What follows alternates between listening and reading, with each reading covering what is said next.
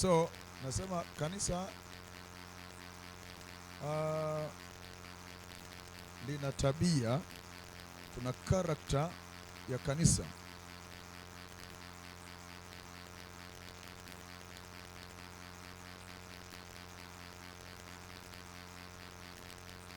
Tabia ni kitu muhimu sana kwenye maisha ya mtu. Karakta. Karakta ni kitu cha ndani, ni uhalisia wa mtu alivyo. Nje kunapokea, yani muonekano wa nje ni udhihirisho wa utu wa ndani. So karakta ni uhalisia wa mtu mwenyewe, ndio mtu mwenyewe ndio vile alivyo. Aonavyo mtu nafsini mwake ndivyo alivyo huku nje. Kwa hiyo karakta ni matunda, yani tuseme utendaji wa huku nje na nini, tabia yake iko hivi, ni matunda na huku nje ni matokeo ya ndani.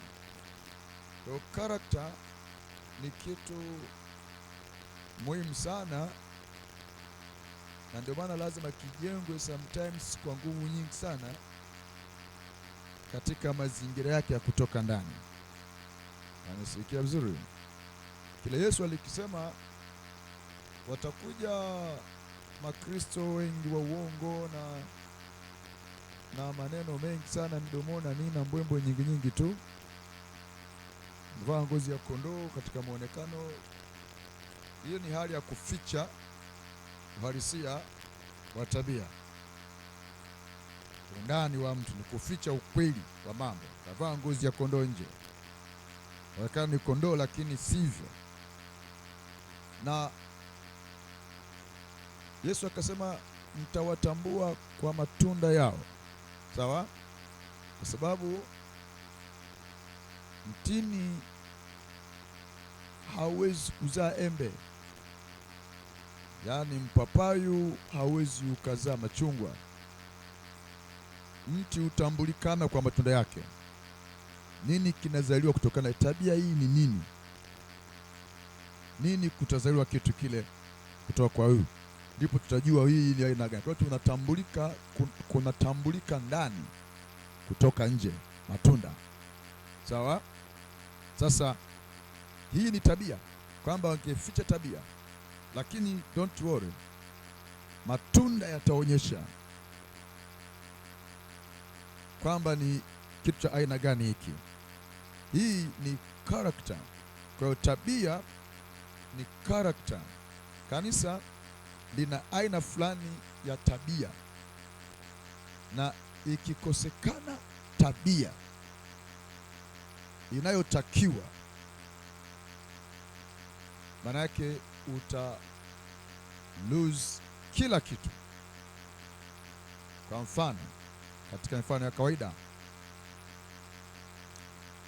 tuje kwenye upande wa vyombo vinavyotengenezwa na wanadamu. Viko vyombo vya moto vinatumia petroli, sawa, ama diesel. Utakapochukua petroli ukaweka kwa chombo cha diesel, usitegemee ufanisi, sawa, kwa sababu hiki chombo hakijaundwa kwa tabia ya hiyo kitu hapa. Kuna character. Hii engine tabia yake ni nini? Haijaundwa kutafuna hiyo kitu. So ukimisplace, ukachukua hapa ukaweka pale, haitafanya kazi vizuri, kwa sababu aina fulani ya tabia, tunasema ni tabia ya hiki chombo, kimeundwa kufanya kazi kwa tabia zipi. Sawa? Tabia ya diesel ni tofauti kabisa na tabia ya petrol. Sasa kanisa lina aina fulani ya tabia. Likikosa tabia hiyo, haliwezi kuwa na nguvu, haliwezi kushinda, haliwezi kuperform vizuri. Ndio Ni ukweli kwamba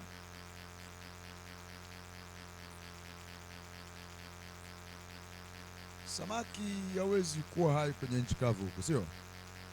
Na wewe huwezi kuishi kwenye maji ukazama ndani, haiwezekani kabisa, kwa sababu ya aina ya the way muundo wako haviendani, character.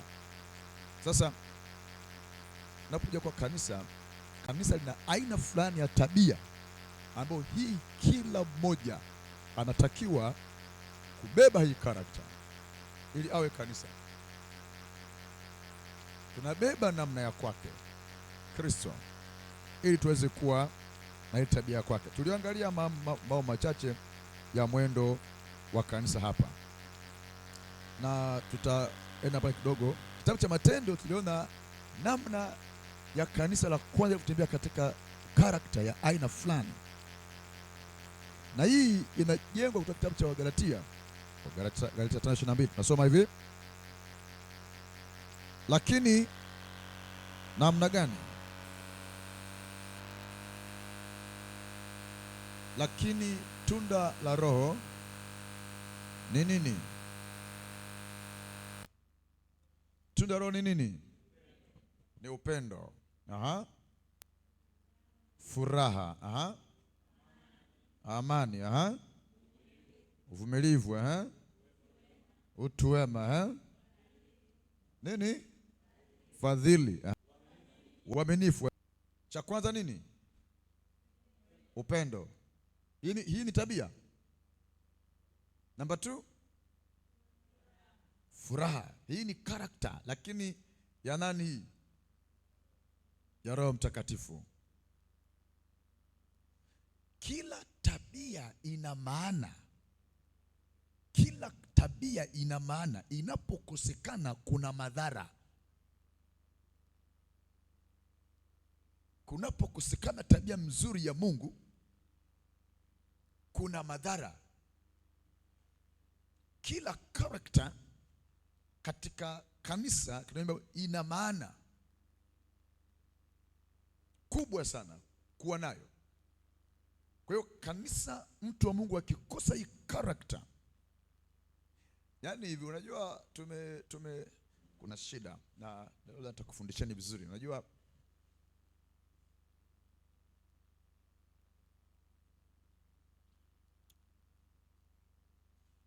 okay, I'm gonna do maybe later. Upendo, furaha, halafu amani. Sasa kama kutakuwa na upendo uvumilia, sawa? Ziko tabia za upendo pale katika kitabu cha Wakorinto. Upendo uvumilia, upendo nini, upendo hauhusudu, upendo haukosi kuwa na adabu, upendo. Kuna mambo mengi yaliyo nyuma ya upendo. Upendo hauhesabu mabaya, sawa? Kwa hiyo kuna msamaha pale. Sameane ninyi kwa ninyi, sawa? Waliokosea msamehe, sawa? Kwa hiyo kunaposikana upendo, ni tabia moja kubwa sana inayobeba mambo mengi sana nyuma yake. Kwa hiyo inapokosekana hii character, kuna mambo yatakosekana, maana yake kutakuwa na madhara makubwa kwenye maisha ya huyu mtu. Si tuko pamoja pale? Kwa hiyo kuna character, tabia ya kanisa, tabia ya watu wa Mungu. Hii inapokosekana, unajua tumepewa kazi kubwa ya kufanya duniani. Okay? Tuna kazi kubwa. Uelewe vizuri, yani tunapokuwa tuko duniani hapa, ni tumezaliwa, then tumekuwa, afu kikubwa tukishakuwa mtu mkubwa hivi, sasa mtu mzima hivi, ukaona kwamba mimi sasa huku duniani nimekuja huku nianze kwa dunia na hiki, yani unaanza kuchepushwa akili yako kuona kwamba sasa ufanye mambo ya duniani ukimzana na hiki na kile na mambo kadha wa kadha. Sio kusudi. Na mangi nimewaambia na wakumbusha kwa nini tupo. Kwa nini upo leo? Hatupo tu tukishakuwa tumekuwa kufukuzana na mambo ya dunia na ya upotevu wake. Hapana. Inapaswa tuijue njia ya kweli. ili tutembee katika kusudi la Mungu duniani. Sasa kama kanisa, by the way, kama hivi nao kuwepo kwetu, tuna dhamana kubwa, tuna kazi kubwa, tuna kazi ya kuchukua huu ulimwengu na kuuingiza mbinguni. Sio kaona vizuri, yaani ubebe huu ulimwengu wenye takataka zake hizo hizo, uweze kuushinda huu ulimwengu. Huku ndiko kuushindako ulimwengu. Kuna ushindi hapa. Hiyo imani yetu. Tutaangalia baadaye sura ya ulimwengu jinsi ulivyo. Tumeshaona kwa kifupi kwa madarasa yaliyotangulia na matakataka yake ulimwengu, lakini bado kuna kuushinda ulimwengu. Sasa ili kuushinda ulimwengu sio issue ndogo. Kuushinda ulimwengu ni jambo kubwa. Kama ni jambo kubwa ambalo lingetaka huyu mwenye kuushinda ulimwengu ako na tabia gani? Ako na nguvu gani? Ile nguvu iliyopo inapiga picha ya tabia. Kwamba tumekuwa na nguvu za Mungu, umekuwa na nguvu za Mungu, umekuwa na nguvu ya kushinda kwa sababu ya aina fulani ya tabia, character. Okay. Taa inawaka, kiweka acha hii. Taa za mafuta. Sawa? Taa ya mafuta tulikotokea huko. Unaweka mafuta ndani, unaweka vizuri, then unaweka utambi na mambo kama pale, then taa inawaka.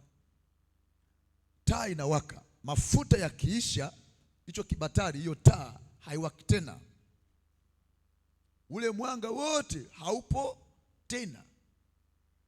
Lakini tukiweka mafuta tutafurahia mwanga. Tutafurahia. Kwa hiyo mafuta ni tabia. Hello? Ni character. Hii nguvu huku, hii taa unaona inawaka huku, ni kwa sababu ya mafuta. Huu mwangaza ni tabia ya mafuta. Ni tabia ya mafuta. Kwa hiyo nguvu za Mungu kwa kanisa hazikai hivi vitu. Kuna mafuta, kuna anointing, kuna oil. Oil ni tabia inayowezesha kutokezee mambo fulani. Tukija upendo, furaha. Sawa? Furaha ni tabia ambayo nayo inabeba mengi kutoka mbali, mengi ya kutosha. Mtu akikosa furaha anakuwaje sasa? Amekosa furaha, hana amani, moyo wake huyu atamfurahia mtu yote, yeye mwenyewe hana furaha, atamfurahia mtu? Tagombana mpaka na viumbe wengine ambao hawastahili kugombana nao. I'm telling you, kwa sababu hana furaha. Kama hana furaha, awezaje huyu kumtumikia Mungu? Mtumikieni Bwana kwa furaha. Asipokuwa na furaha, huyu manake ameshakaa kwa mkondo wa shetani. Kwa hiyo kuna hatari nyingi kumpata. Hii ni character. Kwa hiyo kanisa lina aina ya tabia ambazo linapaswa kuwa nazo ili kuweza kusababisha kutimizwa kwa makusudi ambayo yanatakiwa kanisa ayatimize. Naeleweka vizuri? Ukwaji na ustawi wa vipawa na karama na maendeleo mengine yote ya kiroho ya mtu yanategemeana na aina fulani ya tabia ambayo anayo. Na nisikia watu wa Mungu ni vizuri. Katika ufalme wa Mungu, tabia character. Sasa Nimesema kanisa ana dhamana kubwa ya kubeba ulimwengu huu na kuuingiza mbinguni. Ni mhubiri, ni mpeleka habari.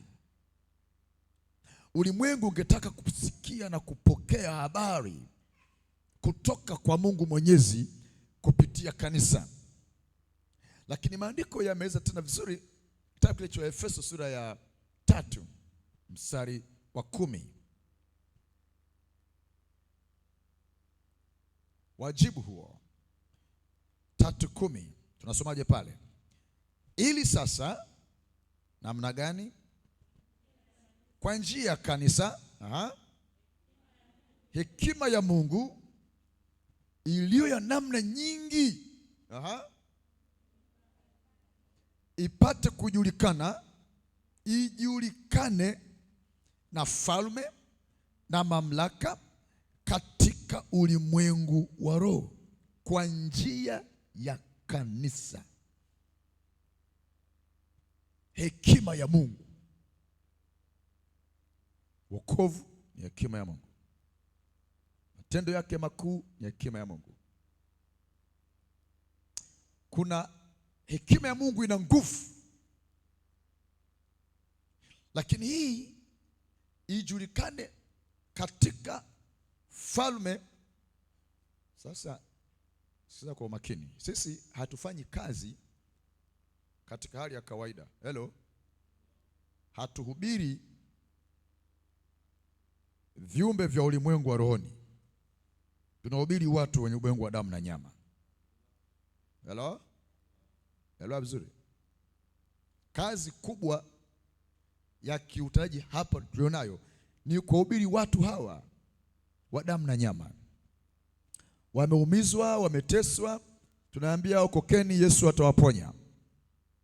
Hawa watu wa kawaida, ulimwengu ndio huu hapa. Lakini maandiko hapa yanasema hekima ya Mungu. Unajua kama ni miujiza, si watu waone? Yesu alifanya muujiza, alifanya rohoni? Alifanya mwilini? Yesu alifanya muujiza wapi? Yaani miujiza mwilini, sio mwilini. Yaani watu wakaona, kipofu ameona, si ndio? Mfu amefufuka, si ndio? Kiwete ametembea. Kwa hiyo kuna namna ambavyo walikuwa, yani haya mambo, lakini watu wanaona mwilini, wanashangaa, wanahamaki. Hii nini? Amefuka Lazaro. Haya mwilini yanaonekana wapi? Hakufanya miujiza rohoni, kwamba huko watu hawaoni vitu vya kufikirika fulani hivi, macho haya damu na nyama hayaoni huko na nini na nini. So yalifanyika haya mwilini, yalitokezea wapi? Mwilini, yakaonekana. Maisha ya watu yakabadilika, mifumo ya maisha ikabadilika, furaha zikarejea tena, watu wakajisikia furaha, watu wakapenda, wakabadilishiwa maisha yao ya kawaida ya hapa duniani. Imeeleweka vizuri?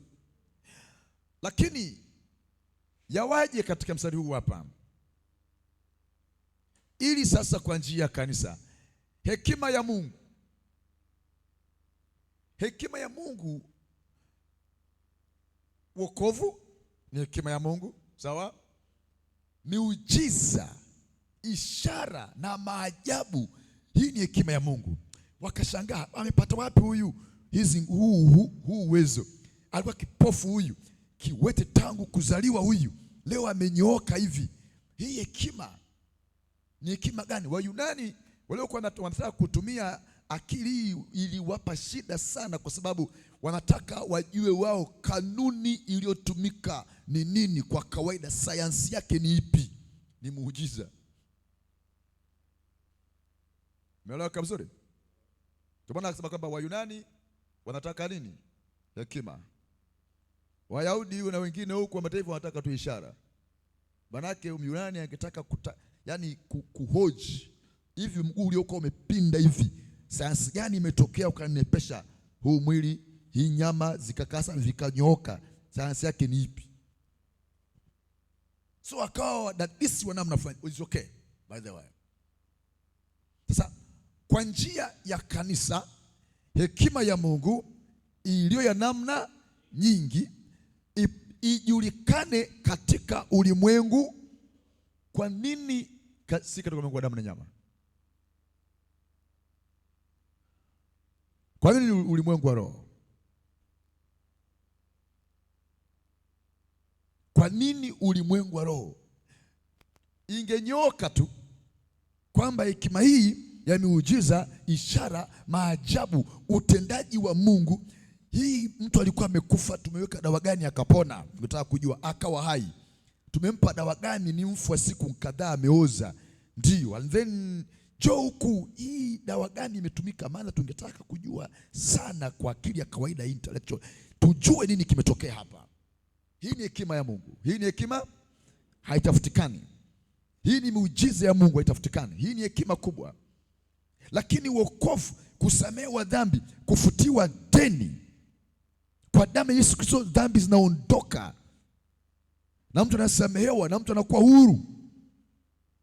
Hii ni hekima ya Mungu. Kwa imani tu mtu anakuwa sawa sawa. Kwa imani tu ni imani tu kwamba namwamini Mungu na nini. Imani tu inafanya mambo. Yes. Hii ni hekima ya hali ya juu. Sasa ijulikane katika ulimwengu wa roho, sio ulimwengu wa damu na nyama. Wakati huo tunafanya vita, tunafanya kazi, tunahubiri katika ulimwengu wa damu na nyama. Tunakwenda huku na huku, damu na nyama. Lakini hii hekima ya Mungu si kuonekana huku. Kwanza ukiona muujiza umetendeka, umetokea hivi, hilo jambo si la damu na nyama, ni jambo la rohoni. Umeelewa vizuri? Hello? Kwa sababu kule kwenye vyanzo vya matatizo ndiko ambako hekima ya Mungu inatakiwa. Kule sirini, kule gizani. Huku nje, huku hatuzungumza, kwa sababu huku ni matokeo ya ndani. Hello? Shida za nje, matokeo ya nje ya mtu, bana hiki na hiki, utakwambia na mtu huyu ndani. Yesu akasema, imeandikwa hivi, sasa mimi nasema hivi. Kwa sababu kutoka ndani ya mioyo ndio kunafanya kila kitu. Kwa ili kubadilisha huyu mtu ni character kutoka ndani. Bwana nisikia vizuri? Kwa hiyo kuweko na nguvu. Sasa ndio pale maandiko yanasema nini? Japo kuwa tunaenda katika mwili, hatufanyi vita kwa jinsi ya mwili. Kwa kuwa silaha zetu zina nguvu katika Mungu, hata kuweza kuangusha ngome, kuteka nyara nini? Fikra, na mawazo, ni vitu vya ndani. Kwa hiyo kuna nguvu inayofanya kazi ndani, sio kwenye damu na nyama. Huku ni matokeo. Tukishinda kule, ndipo huku nje kunakuja. Tukinyofua wizi ndani, huku nje wizi unakufa. Tukinyofua chuki ndani, huku nje upendo utakaa. Kwa sababu ni mambo ni character. Huu ni mbwa mwitu ndani. Hata angeficha uhalisia, tabia hasa itatokezea tu. Hello?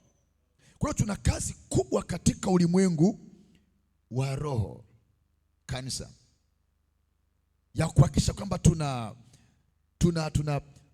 tunafanya vita na tunateka nyara na tunaangusha ngome. Sisi sio wapigaji wa kelele tu. Sisi yani haupaswi kupiga makelele kutokana na matokeo. Na kusema mimi sijui, mimi sielewi, imetokea tu. Ni makosa sana kwa watu kama ninyi kusema hayo maneno. Umeelewa vizuri? Na wewe mwenyewe kama imetokea tu, ni makosa makubwa sana kusema mimi sifahamu. No. Wewe unatakiwa ujue nini hii imetokea hapa, nini nyuma ya hii kitu. Hiyo ni kazi yako. Sasa ili kuwa na huo uwezo, kuwa na huo ukuaji, kufika kwenye level hizo, pangetakiwa aina fulani ya tabia kwa kanisa. Na tabia hii inajengwa na Roho Mtakatifu ndani yetu. Inajengwa na Roho Mtakatifu. Unajua leo kwani watu wanakuwa wavivu. Mahali fulani na nimekuwa nafikiri mara kadhaa nimekuwa nikizungumza haya. Biblia inasema kwamba hao wanaoongozwa na Roho Mtakatifu ni wana wa Mungu, sio? Wana tabia ya kuongozwa na Roho Mtakatifu. Hebu kitabu cha Warumi pale kwa haraka. 8:14 Romans chapter number 8 verse number 14. Angalia pale. Kwa kuwa wote wanaoongozwa na nani? Hao ndio wana wa Mungu. Nani mwana wa Mungu hapa? Kila mmoja anataka kuwa mwana wa Mungu. Kuna anataka kuwa mwana wa Mungu hapa? Mwana wa Mungu, yes. Mimi pia ni wa Mungu, mimi si wa shetani. Mimi ni mwana wa Mungu, ni mtoto wa Mungu. Na bali wote waliompokea aliwapa uwezo kufanyika watoto wa Mungu. Umempokea Yesu, ndio automatically unafanyika mtoto wa Mungu. Sasa baada ya hapo hauendi unavyokwenda mwenyewe, lazima uwe na tabia ya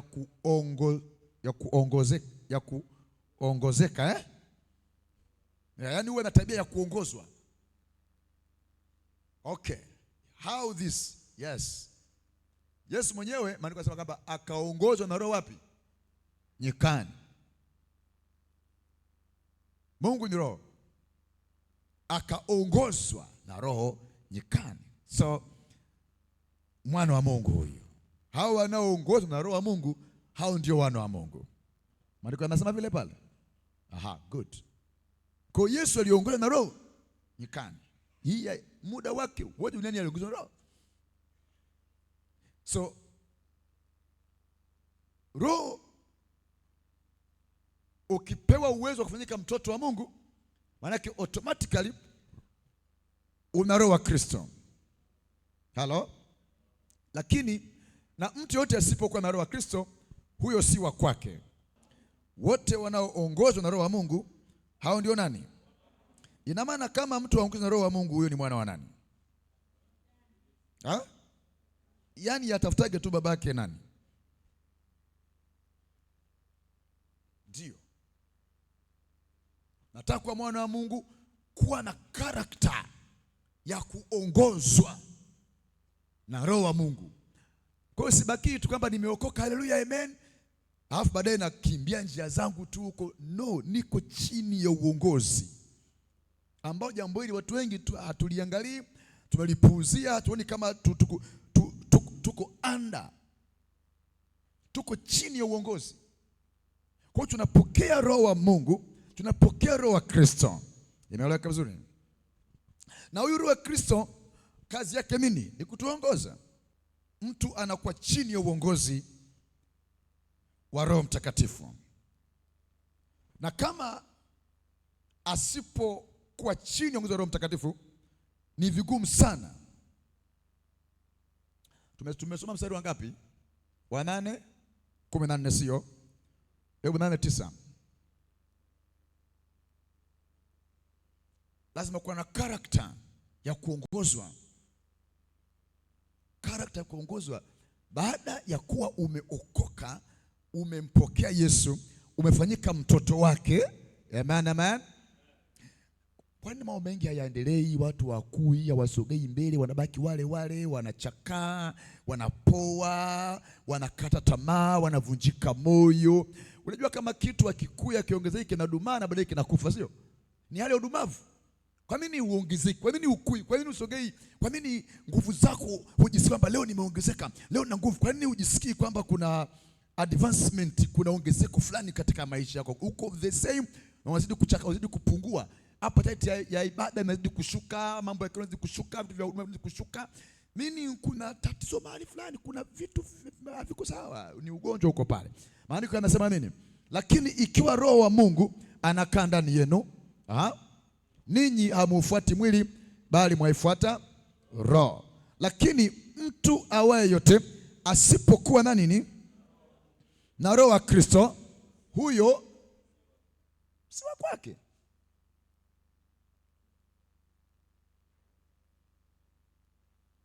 Na yeyote aliye wa kwake, aliye mtoto wa Mungu, lazima aongozwe na Roho wa Mungu.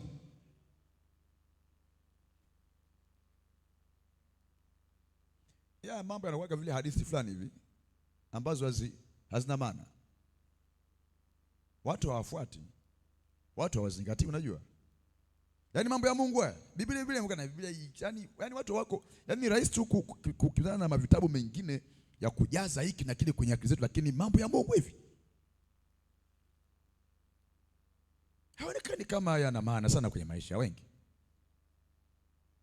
jambo ambao ni baya. Kwa hiyo mtu awaye yote asipokuwa na Roho wa Kristo, huyo si wake. Lakini tuje pale 14, njoo 14, nataka tuangalie sasa. Njoo pale 18 tena. Tuweze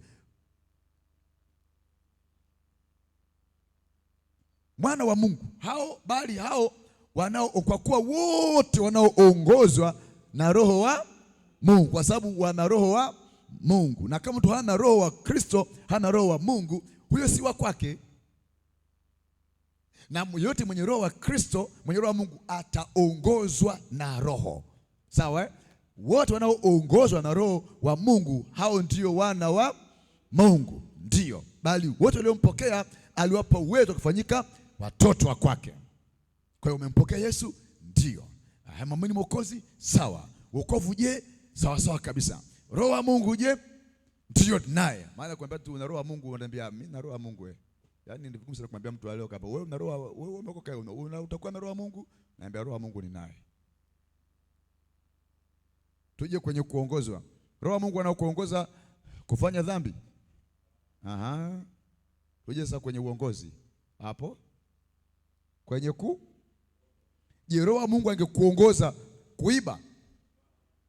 Angekuongoza kusema uongo? Ambapo ndio unasema uongo. Roho wa Mungu angekuongoza kuwa mjanja na mwenye hila? Roho wa Mungu angekuongoza kuchukia mtu, kumkasirikia mtu kabisa? Roho wa Mungu angekuongoza kumwonea mwingine? Sijajua sawa sawa hapa. Hayo mbona hapo sasa? Roho wa Mungu angekuweza kumkandamiza mwingine kwamba leo utakiona? Roho wa Mungu angekuweza kuwa na chuki? Hapana. Kwa nini mnachukiana? Ni roho gani anakuongoza? Na kama hiyo yote hayo si ya kimungu, si maongozi ya Mungu, basi hauongozi na Roho wa Mungu. Kwa hiyo si mwana wa Mungu. Kwa hiyo wewe si wa Kristo. Kuna mahali fulani unaitika. Hii imekuwa kwa jamii mara nyingi sana, tena kwa wingi kwa jamii ya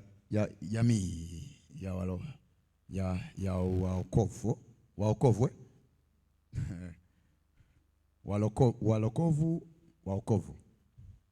Jamii hii imekuwa nayo mambo, au ninaleta mambo tofauti yasiyokuwepo? Hayapo. Magomvi na matafunano kati yao natoka wapi? Mipasuko na milipuko hiyo na nini na chuki zatoka wapi? Sasa nani anawaongoza? Ni Roho wa Mungu? No. Roho wa Mungu hata waongoza kwenye machafuko. Kwa nini machafuko? Kuna roho nyingine hapa imekamata nafasi. Hiyo tabia sio yenyewe. Hii tabia, karakta ya wizi, uongo, nini? Ni ngumu kukataa. Hata wengine pia wakubali habari. Yesu akaambia, nyinyi baba yenu nani? Baba Ibrahim. Akaambia sisi unataka kusema sisi tumezaliwa kutoka pembeni ya nani? Kando huko. No. Baba yetu ni Ibrahim. Akaambia kama baba yenu ilikuwa Ibrahim, mngefanya Ibrahim. Ninyi mtafute tu kuna mnakotokea. Akaambia wallahi, sisi wewe una wazimu au hujajua? Yaani wewe kabisa katika somo yako jua sisi Wayahudi tutatoka nani? Si Ibrahim. Baba yetu ni Ibrahim, kaambia, no. Kwa sababu gani unajua?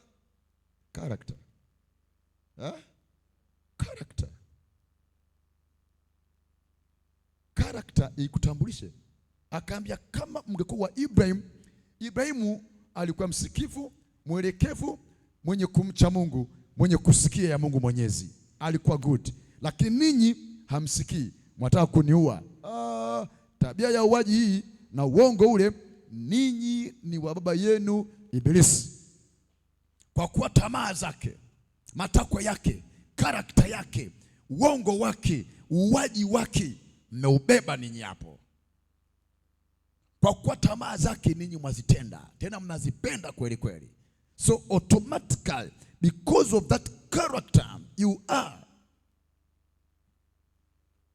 Kwa ni tabia ina gani tunabeba?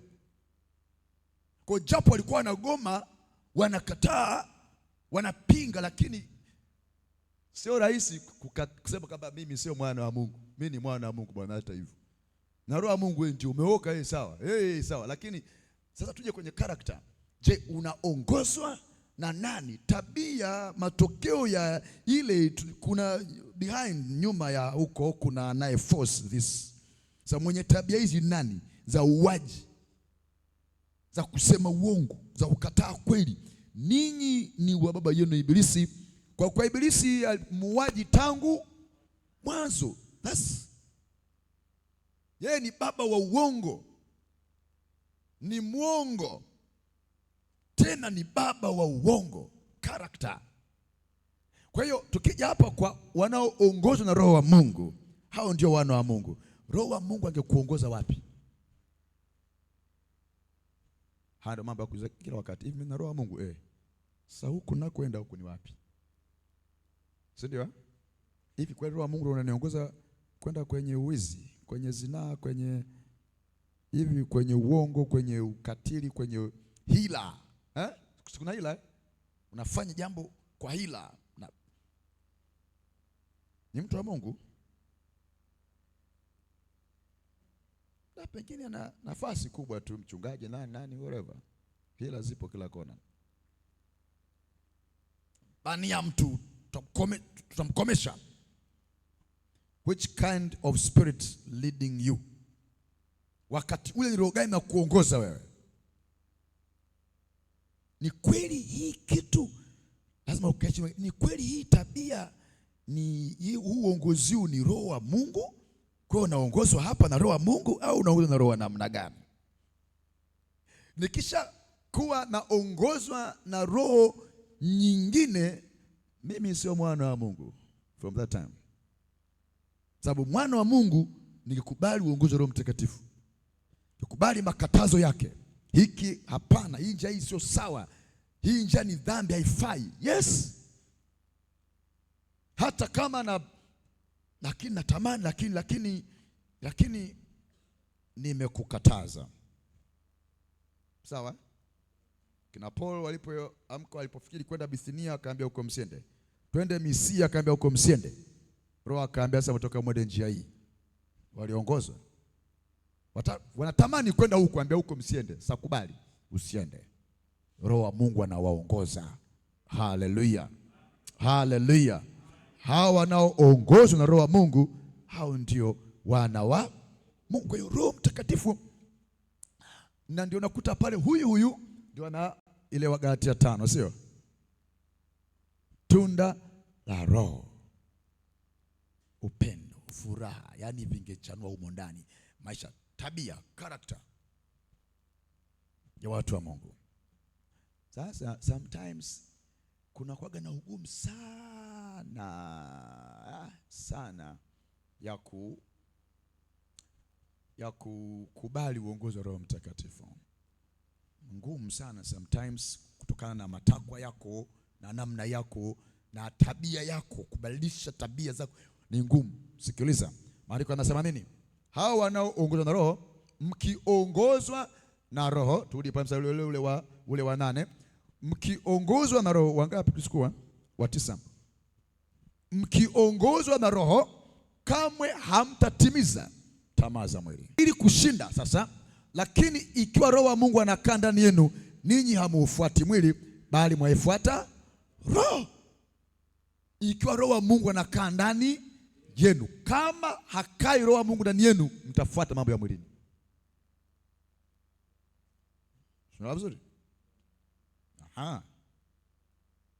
Tuelewe vizuri, hii mambo ni mambo ya uelewa. Tunaweza tukawa tunakosea kwa sababu hatujapata information. This is all about information. Taarifa. Kwako imekujaje? Umeipokea taarifa ya mafundisho haya? Mafundisho ni taarifa. Sasa taarifa ina nguvu ya kukutengenezea mazingira na maisha. Amen. So, lakini ikiwa Roho wa Mungu anakaa ndani yenu, ninyi namna gani? Hamfuati mwili? Ndiyo. Hamufuati nini? Mwili. Kwa maana wale wafuatao mwili nini? Huyafikiri mambo ya mwili, bali wale wafuatao Roho yafikiri mambo ya Roho. Hapa kuna mwili, kuna roho. Sasa Roho wa Mungu akiwa ndani ya kwetu, kuna nguvu kubwa ya kushinda mambo ya mwili. Na leo tukamwambia ni binadamu tu, simtangukie hapo. Mbona ukamwambia binadamu, unajua bwana mwanadamu hajakamilika. Utakuja tu hapo, hajakamilika, unajua mwanadamu ni dhaifu sana. Utakuja hapo kwa sababu kuna mambo yameharibika pale. Kwa hiyo utakaa pale, mwanadamu mwili, sawa, mwili huo lazima uwe na roho ili kudhibiti mambo ya mwili. Amen. Yes, tamaa hizi lazima uwe yani ukubali kuongozwa na roho ili kuzima. Hazitazimika tamaa za dunia na uovu kwenye maisha ya kwetu. Lazima kumekuwa na Roho Mtakatifu ndani yetu. Tuwe na aina fulani. Roho wa Mungu ana change character, anabadilisha tabia fulani za kidunia na kishetani. Now next verse, number 6 now. Kwa kuwa nia ya mwili ni uadui, bali nia ya Roho ni uzima na amani. Let's go. Kwa hiyo ukifuata mwili, mauti. Dhambi hizi, mauti. So ni muhimu sana kuwa na Roho wa Mungu ili kuepukana na mambo hayo yote. Hii ni kwa habari ya character tu, tabia. Character changes. Number 7. Go there. Now, next verse please, number 7. Kwa kuwa nia ile ya mwili ni uadui juu ya Mungu. Kwa maana haitii sheria ya Mungu, wala haiwezi nia ya mwili. Wala haiwezi. Ili uweze kutii, lazima ile nia ya mwili iwawe. Ndio maana hao walio wa Kristo wameushurubisha mwili pamoja na mambo, meaning nia yake lazima iwawe. Ndio ile shughuli ya kwenda msalabani na kufa. Njia moja hapo, kitu ambacho hakiwezi kutii kabisa, dawa yake nini? Ni kufa. Ni kufa. Ni kufa. Ndio maana tuko ndani ya Kristo. Amen. Na yeye ndani ya kwetu tumekuwa kiumbe kipya, ya kale yamekufa. Nia hii ya mwili kuwa uadui juu ya Mungu haiwezi kutii. Ni ule uasi wa shetani. Kuna mbegu moja hivi iko pale ndani. Hiyo bwana ni ngumu. Kwa hiyo ili isiwe na wewe, you have to die. Only way to die. Kwa hiyo mlikufa pamoja na Kristo. Yes.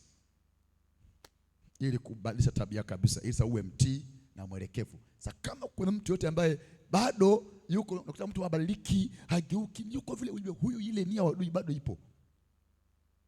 Ameoka, yeye ni kweli ameoka. Unapenda Mungu tena sana kabisa, lakini tabia ile pale ya kutii sheria ya Mungu, kaa kwenye utakatifu, haikubali. Utakuta papa imetokea hivi. Vipi huyu? Hata ungezungumza, hata ungesema, unasema na mtu ambaye tatizo hapa, yani kuna kitu kife ndani.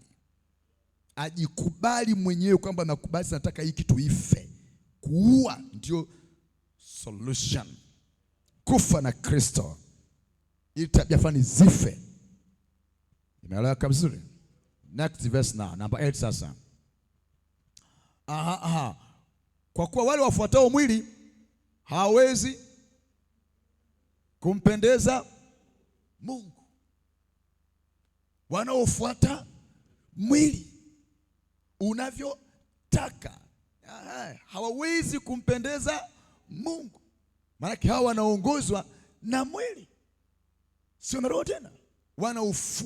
Wanaufuata kitu, unafuata, uko nyuma yake, kiko mbele yako. Hello? Maana ya kufuata, niko behind na hiyo kitu iko in front of me, so nafuata. Anayefuata lazima awe nyuma, halafu mbele yako kuna unachokifuata. Kwa hiyo wale waofuatao mwili umewekwa mbele, tamaa zake zimewekwa mbele, mambo yake yamewekwa mbele. Sasa kwa namna ile unaofuata mwili, kamwe hatutaweza kumpendeza. Jamani, tumpendeze Mungu. Wewe unakuta kila siku unamuudhi Mungu tu, unamuudhi Mungu tu. Kwa nini? Yaani wewe mgobo, kiburi, husikii, huelewi, hubadiliki, humpendezi Mungu, hupendezi watumishi wa Mungu, hupendezi kazi ya Mungu. Kila mahali wewe unaniudhi, hunipendezi. Maana ungeelekezwa hivi, bado unafanya against. Nini? Unafuata mwili. Njaa sana, maisha sana, unajua hiki na hiki. Kwa hiyo mambo ya Mungu sasa, hiyo baadaye Mungu anajua mwenyewe. Mungu pia anaelewa hayo. Una mistari mingi ya kusema. Mungu pia anajua kwamba mimi ninaukata. Kwa hiyo pote mbali. Mungu pia anajua kwamba mimi ni hivyo hivyo. Kwa hiyo Mungu unajua mwenyewe. Una mistari kweli kweli. Hawezi kumpendeza Mungu. Kwa sababu gani? Mwili ndio unamuongoza. Yeye anafuata mwili. Hatupo kufuata mwili. Mwili ni nao. Good, I'm a spirit. Mimi ni roho, mimi sio mwili. Wewe ni roho, wewe sio mwili. Unatakiwa wewe ufuate roho wa Mungu. Uongoze roho wa Mungu, sio uongozwe na mwili. Ila mwili unatamani ukuongoze wewe. Mwili ni kitu kingine. Hii ni separation. Labda darasa hili utajua. Mwili ni kitu kingine, roho ni kitu. Huyu mwili ataka ashindane na roho. Na roho inashindana na mwili. Pana conflict between. Mwili ataka roho au afuate mwili. Kwa hiyo mwili huu unavuta roho ijifuata, ambia no. Mimi nitaifuata roho. Jina Bwana libarikiwe sana. Na hapa ndio nakuwa mwana wa Mungu sasa. Sawa? Konia mwili ikitaka kunifuata nifuate mwili unavyotaka. Hiki maisha so tayari inaniondoa, inanidraw out, inaniondoa, inanivuta, inanitoa nje ya Mungu. Na kwa jinsi hiyo nitafanya mambo yasiyompendeza Mungu. Nimeshakuwa adui wa Mungu. Kwa hiyo mwenye kufuata mwili na tamaa za kwake hafai kabisa mbele za Bwana. Soma sasa unafuata.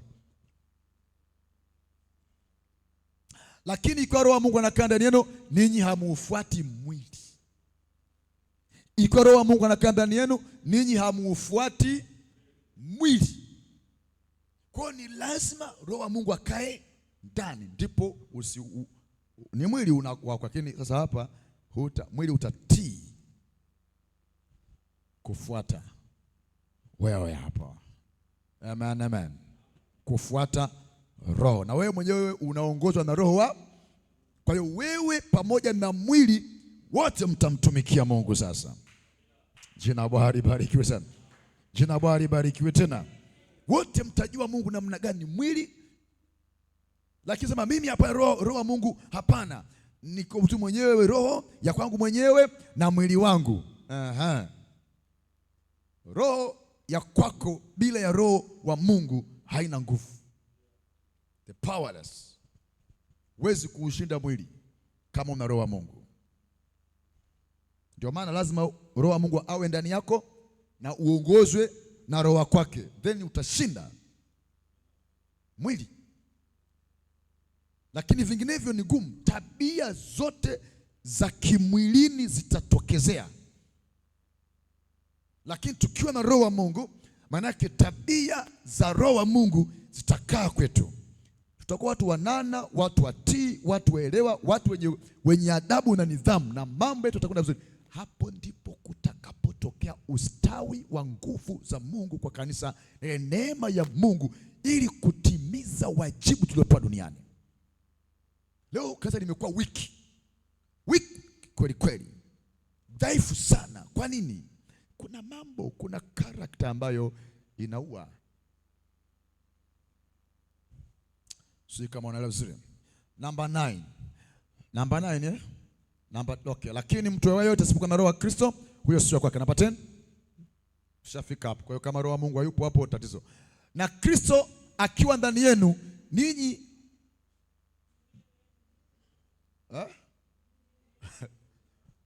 kwa sababu ya dhambi, bali roho yenu kwa sababu na Kristo akiwa ndani yenu, mwili wenu umekufa kwa sababu ya dhambi. Kimbele chake chote na tamaa zake zote. Sasa uko hai katika roho yako. Jina Bwana libarikiwe sana. Mwili utaenda inavyotaka, roho yangu iliyokombolewa, iliyookolewa, inayoongozwa na Roho wa Mungu aliye hai.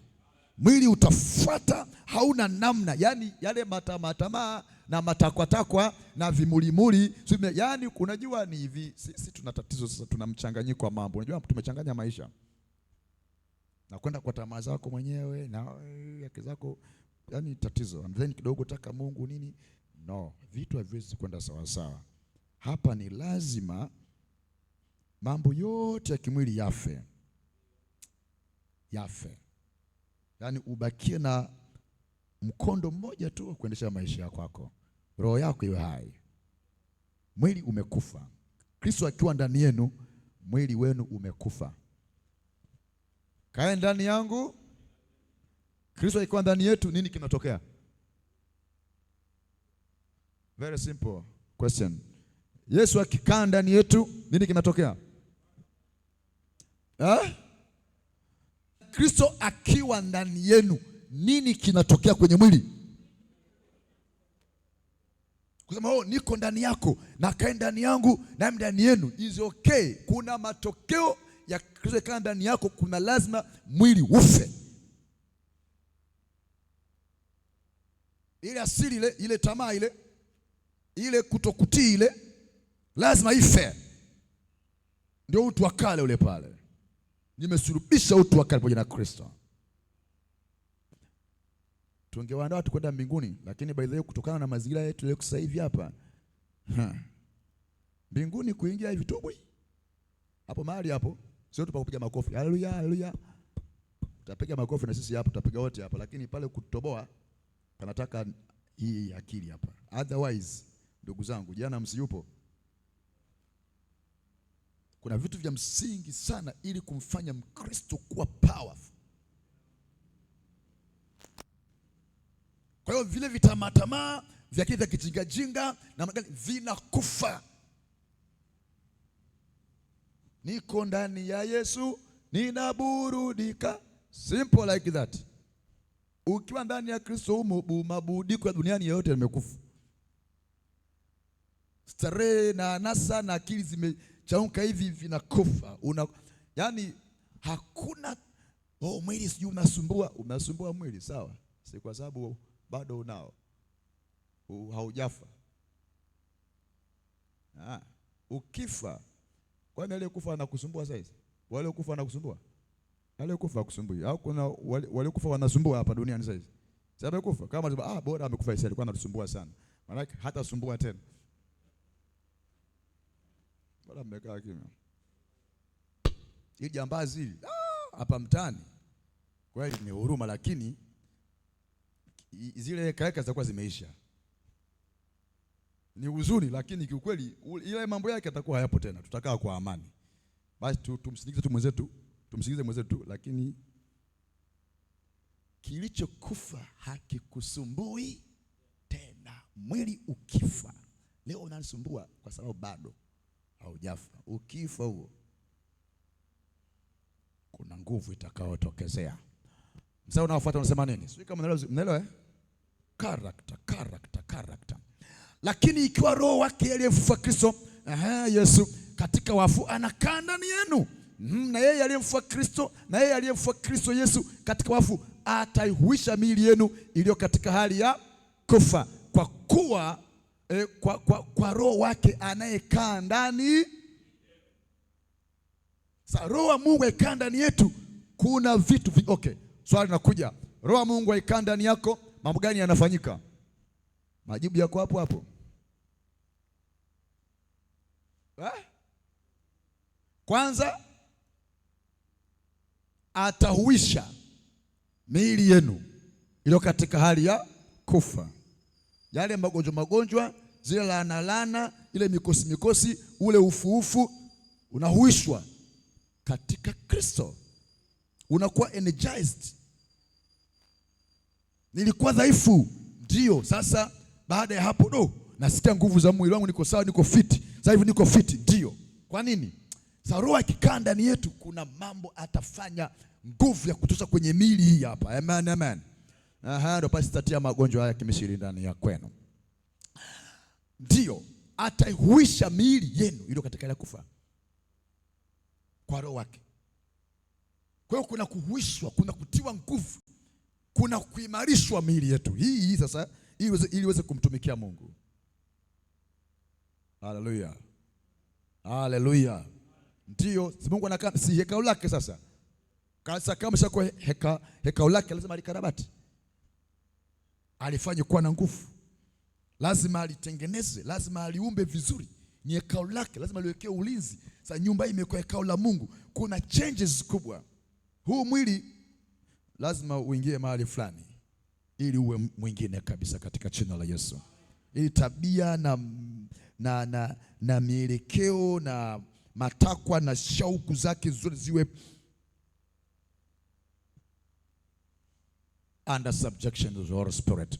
Yes. Next verse. Labda kama kuna mambo pa yote yapata vizuri kwa umakini.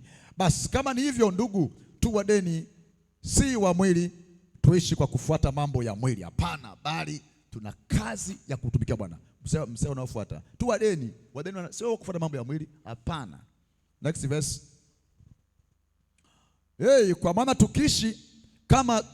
Kwa maana kama tukiishi kwa kufuata mambo ya mwili, mwataka kufanya nini? Mwili hiyo. Bali kama mkiafisha matendo ya mwili, kwa roho mtaishi. Kwa hiyo kumbe kwa roho tunaweza kuua mambo ya mwili. Roho wa Mungu anaua tamaa, anaua ukorofi, anaua masengenyo, anaua. Lakini kama hivi vitu havijava vipo, maana yake roho wa Mungu hayupo. Next verse. Kimbia kwa chap by the way. Kwa jinsi hiyo, kwa kuwa wote wanaoongozwa na roho wa Mungu, sasa hao ndio wana wa Mungu. Jina Bwana libarikiwe sana. Kwa hiyo roho kabla ni yetu, tunafisha, ataua mambo ya mwili. Mtafisha matendo ya mwili, tamaa za mwili, kwa yule roho wa Mungu anayekaa ndani yenu. Kwa hiyo roho wa Mungu akiwa ndani yetu ana kazi kubwa, ndio maana anatuongoza. Anambia hapa usikanyage, hapa usiende, fanya hiki. Unapokuwa mtii, wewe unapenya, unakwenda mahali. Jina Bwana libarikiwe sana. So tutatofautiana sana hapa, kwa sababu huyu anaongozwa na roho, mwingine haongozi, hafiki mahali. Anayeongozwa atajua hiki, atavuka hapa, huyu ambaye kila siku yeye roho hajamweka kwa kiongozi wa kwake, hafiki mahali. Patakuwa tofauti kubwa sana. Wala kunakuwa na changes. Huyu nakuta mbona yuko vizuri, huyu mwingine mbona kama ni vipi? Ambia anza sasa kama ilikuwa bado, na kama tulikuwa tunakwenda basi ongeza speed, ongezeni na wafundisha mambo tuweze kukaa vizuri. Bwana akubariki sana kwa kuelewa haya maneno vizuri. Jina Bwana libarikiwe sana. So ni character, tabia gani tumebeba, tunatembea nayo kwa namna gani? Kanisa lina aina fulani ya tabia. Tuliangalia Jumapili tabia zile pale katika kitabu kile cha Matendo mstari wa, hebu kimbia pale kwa haraka, mstari tusome kwa haraka. Matendo 2:42 kwanza chap, tukimalizia. Tabia hizo za kanisa tumeshaona jinsi ambavyo tunakuwa unazaliwa na unatembea mule na una roho wa Mungu anakuwa. Mtu ayote asipokuwa na roho wa Kristo, huyo si wa kwake, kwa sababu atafanya mambo yasiyo ya Kikristo na inakuwa ni ngumu sana. Angalia pale, wakawa wakidumu katika fundisho la mitume na katika nini, ushirika, na katika kumega mkate, na katika kusali. Mambo mangapi hapo? Tabia kwanza, walidumu katika fundisho la mitume. Kwanza walidumu katika fundisho. Hii ni tabia. Kama kuna watu hawana tabia kukaa kwenye mafundisho kama hivi, hao bwana, basi ni ule tu uzalendo wa dini yule, kwamba naye ni mwenzetu tu, ati si ndio? Sasa tumeje pesa, huyu hahudhurii mafundisho, hali huyu hadumu, huyu kwenye mafundisho, huyu sasa mwenzetu kivipi? Ni mwenzetu kivipi? Lakini ule uzalendo wa kwamba mwanadamu mmoja, basi ndio hivyo, tumwache tu, Mungu mwenyewe atajua. Lakini sio tabia nzuri. Na nisikia vizuri, sio tabia nzuri. Tenga muda wako vizuri sambamba na taratibu za kukusanyika wote na kudumu katika nini? Walifundishwa halafu wakadumu mule, wakashika. Kudumu maana yake ni pamoja kudumu kufundishwa, lakini kudumu kukaa kutendea kazi fundisho. Wakadumu mule, kwamba hawaendi kokote, wanadumu kwenye fundisho. Wamefundishwa nini? Wanatembea vipi? Wamefundishwa vipi? Maana yake hapo waliamini fundisho, wakalikubali, wakadumu, wakakaa ndani yake, wakatendea kazi. Hii ni tabia ya kanisa. Tuko pamoja? Kwa hiyo kunapoonekana watu hawadumu kwenye fundisho, hawadumu katika ushirika. Ushirika maana yake ni kuwepo katika ushirika. Mimi ni mshirika ni mshirika anayedumu au yupo tu? Ni mshirika kwamba umedumu kwa mshirika katika jamii, umedumu kwa mwanafunzi. Na kama ni mshirika, mshirika ni neno analolipata mtu kutokana na ushiriki. Huu ni mshirika kwa sababu ya ushiriki wake kwenye eneo fulani, kwenye jambo fulani. Kwa kama nyumbani kama hivi hapa ni mshirika, yes, anashiriki. Msiache kukusanyika, sawa kama ilivyo desturi ya wengine. Hapo mtaonyana, hapo mtafundishana, hapo mtaelekezana, hapo mtapata akili. Msiache kukusa. Kama mtu anaacha ana misimisi, kuna mambo tungesema bwana ni hali ya binadamu, kwani mambo yameshakuwa hivyo, ndio hivyo tu, dharura tu imetokea. Haya mambo haya sijajua, labda nikiongea nitakuwa tofauti sana, lakini ni makosa. Unanisikia vizuri? Nini?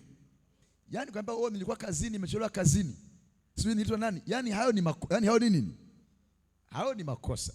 Kwamba nilikuwa kwenye kikao, kwa hiyo kikao kwa kirefu ibada nimeshindwa kuja kwa sababu ya kikao cha kiserikali. No. Lakini nilikuwa na safari ya kiserikali, huko ulikwenda ulikumbuka sasa kuweko kwenye ibada. Maana sasa kama mbali na nyumba ya ibada, si unatoka hapo nje unatandika mswala, unafanya mambo kama kawaida, mambo yanaendelea. Kuna tatizo? Hapa hamna nyumba ya ibada, niko lakini huko uliko kwenda safari, je, muda wako ulitenga muda nilikuwa safarini, nilikuwa sa ibada. Yes. Hayo tunaongea sisi huku Waswahili, kuna mambo yani tunafundishana ujinga, tunakaa kwenye ujinga zaidi na kupaka ujinga uwe uonekane mzuri. Ni makosa. Walidumu. Na nisikia vizuri. Saa 9 saa ya kusali. Wote wamejaa hekaluni saa ya kusali. Saa 9. Wote wako hekaluni. Wote wako hekaluni. mambo yenu ya duniani huko siku umekaa hivi, hatutaki kusikia kabisa. Ni kuone mbele za Bwana namna hii. Walidumu. Hivi ninyi jiwekeni sheria wenyewe. Sheria zimehama mwilini zikaja wapi? Nitaandika sheria zangu ndani ya vibao vya mioyo yao. Kwa hiyo zimeandikwa? Hazijaandikwa bado. Ndio maana yako hivyo yalivyo. Now, hii tulisema kwamba hapa walidumu katika fundisho la mitume. Ndio. Haya, mstari unaofuata ni 43. Twende hapo chapo. Steadfast hapo walidumu. Lakini kila mtu akaigwa na nini? Na hofu na ajabu nyingi na ishara zikafanywa na mitume. Walikuwa na hofu ya Mungu. Sawa Tabia hiyo nini? Kuwa na hofu ya Yes. Kwanza tabia kwanza walikuwa wanadumu katika fundisho. Tabia ya pili, hofu. Kanisa liwe na tabia ya hofu, kumwogopa Mungu. Hii ni tabia. Ukimwogopa Mungu utatii na maelekezo yake vizuri. Sasa kwa sababu hatuna hofu, namwona Mungu bibi yako. Sawa tu. Twende kwa haraka. Na mchungaji ameongea tu hapo. Potele zake atajua mwenyewe na kanisa lake na Mungu aliyemwita. Na wote, mstari ngapi tunasoma sasa? 44. Na wote walioamini walikuwa mahali pamoja na kuwa na vitu vyote shirika. Walikuwa mahali pamoja na kuwa na vitu vyote nini? Kwa hiyo daily, kila siku walikuwa mahali pamoja. Walikusanyika na kuwa na ushirika.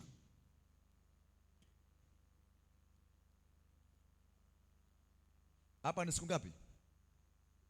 Hajasema siku Yanasema tu wangapi? Yanasema wangapi? Wote ni wangapi?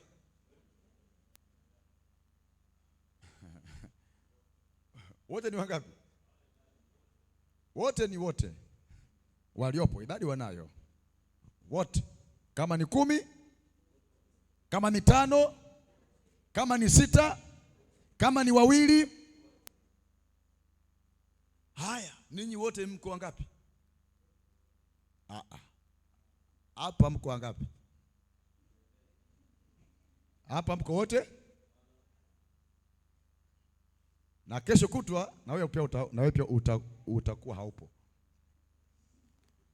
Utaongeza, yani utabaki kwenye kwamba na mimi sipo, sio wote. Yani ile ya sio wote na wewe utakuwa na wewe muhusika wa kutaja hiyo sio, hatuko wote.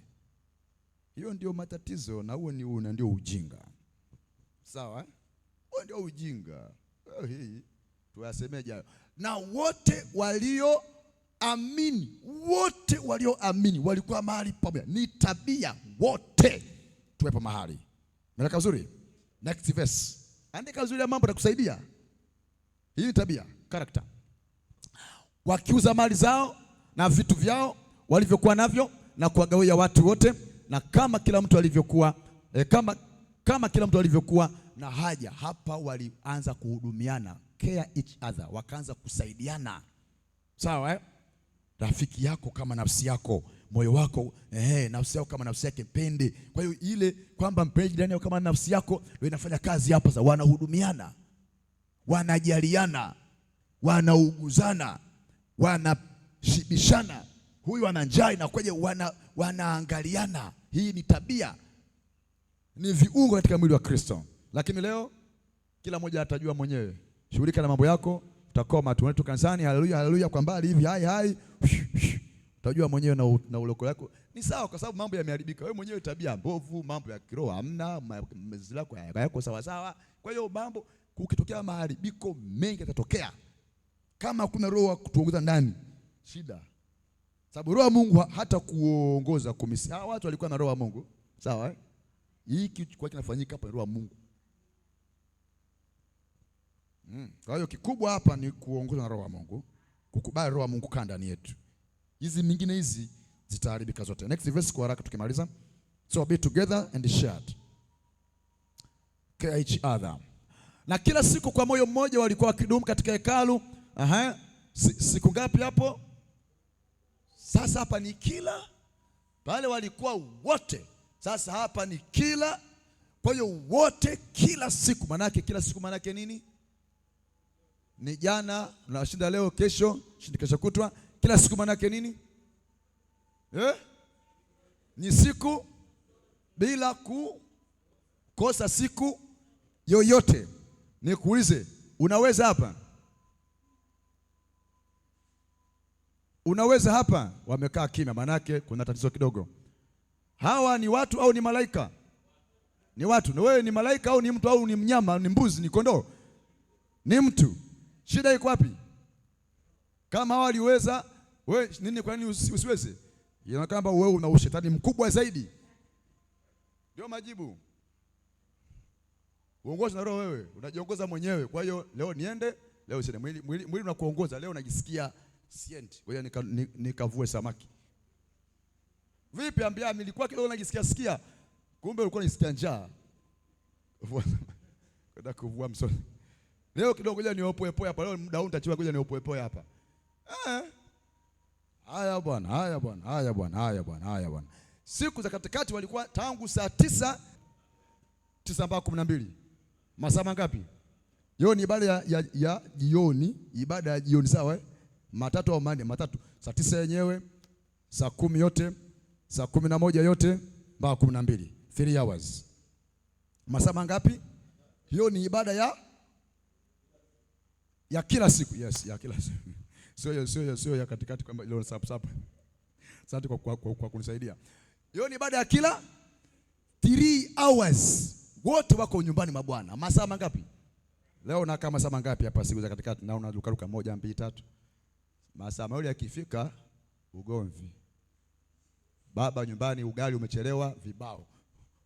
Nilikuwa ibadani. Ibada gani ya kijinga hiyo mpaka unakosa kula chakula? Ninyi ushetani huo. Tafakari wenyewe. Hawa walikuwa ni watu au ni malaika hawa? Watu. Wewe Mungu ni yule ama sio yule? Roho ni wewe au ni mwingine? Ninyi mmekataa, mmekuwa wagobo, hamtaki kuongozwa na Roho Mtakatifu. Mnaongozwa na njaa na matumbo. Wakali. Masaa mangapi? Hesabia masaa matatu mpaka ishe masaa matatu. Ibada za katikati. Ibada ya siku ya Bwana masaa mangapi? Sio mpaka jioni, sio asubuhi. Kuanzia saa 12 ya leo mpaka saa 12 ya kesho jioni. Hakuna kuzula kwenda kuhesabu hela wala kwenda shambani wala nini, ni nyumbani mwa Bwana. Leo waambia maisha saizi yamepanda bei. Sijui kama zima kichwani kweli, naambia huku hawa ni maroboti. Sikuna tatizo vichwani. Character. Nini? Tabia. Nini? Tabia toka kwenye tabia. Hawa walikuwa vipi na sisi toka kwenye tabia. Kama hautajenga tabia ya kumcha Mungu na ukana Mungu sawa sawa, tumekuwa busy kwenye mambo yetu ambayo hata hayo matunda ya ubize wetu hayaonekani. Na ukaambia ni video tu. Nimekuwa busy lakini hata hayo matunda ya ubize hayaonekani. Hakuna baraka ndani yake. Character. Siku zote kwa moyo kwanza, siku alafu kwa moyo mmoja. Angalia hizo tabia. Siku zote kwa moyo mmoja. Wakiimiza ndugu, vipi, kuna nini? Kwa moyo mmoja, kwa nia moja, kwamba ni ibada. Hamna mzaha. Walidumu. Yani kudumu manake hawakutoka.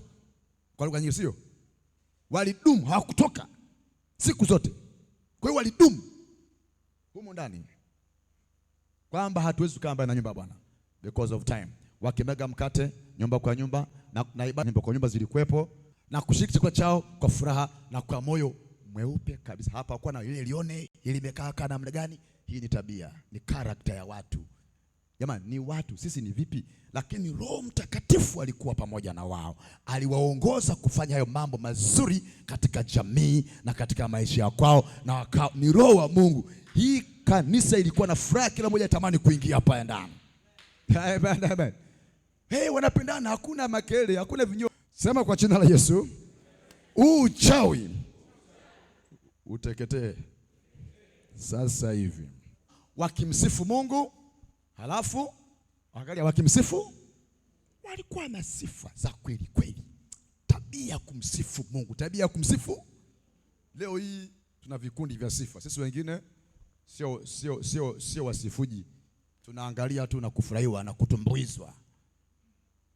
Wasifuji nao ndio hivyo hivyo tena, basi mambo yanakwenda. Sasa tuchangamke. Amen. Mwambie Mungu, nipe tabia ya kukusifu, nipe tabia ya kukuinua, nipe tabia ya kukuimbia. Hata kama na sauti ya 17 nitaimba kwa sauti hiyo hiyo.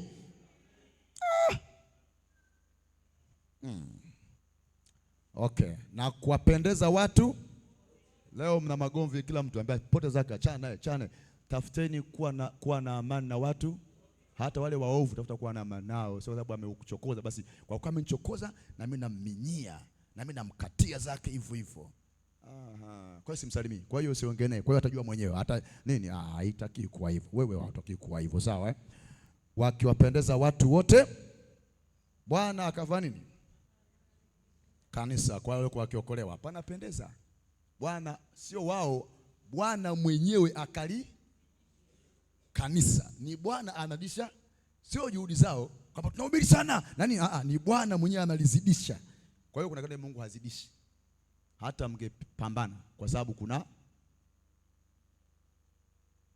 Sasa hapa na hapo ni mahali pa kuchanganua na kuangalia. Sisi tumekuwa ndio tatizo, dunia haituelewi. Kanisa la Mungu halivutiwi duniani kote, watu wanaona hivyo, onekana mambo yao ni tatizo, kwa hiyo inakuwa ni shida. Bwana akubariki sana. Hakikisha mambo haya unazingatia katika kutaka kukua kwetu na kustawi kwetu katika maisha yetu ya kiroho, ili Mungu aweze kuweka huduma na vipawa na karama za kwake zenye viwango. Ni lazima tukubali kuongozwa na yeye na tuwe, inafika viwango. Mungu anajua sasa kwa viwango hivi amekubali kuongozwa na mimi kwa hatua zote hizi, anaweza akapewa kitu. Sasa hapewi tu, ni kwa namna gani nimekuwa mwanana katika kuongozwa. Katika kuongozwa kuna mambo mengi. Naweza Mungu kama leo nione kidogo huyu ni mnyime kidogo chakula, nione kama atakubali maongozi yangu kidogo, nifanye hiki. Kuna majaribio mengi ambayo Mungu angetupima. Kwa hiyo kwenye kuongozwa mpaka tufuzu kupewa aina ya neema fulani, inahitaji kujitoa kwa Roho Mtakatifu vizuri. Jina Bwana libarikiwe sana. Bwana kubariki kwa uwepo wako. Kwa hiyo zikafanyie kazi haya kwa ajili ya ustawi wako mwenyewe binafsi kiroho, lakini kwa ajili ya huduma na kwa ajili ya kukamilisha kazi na wito ambao Bwana ametupatia. Bwana kubariki.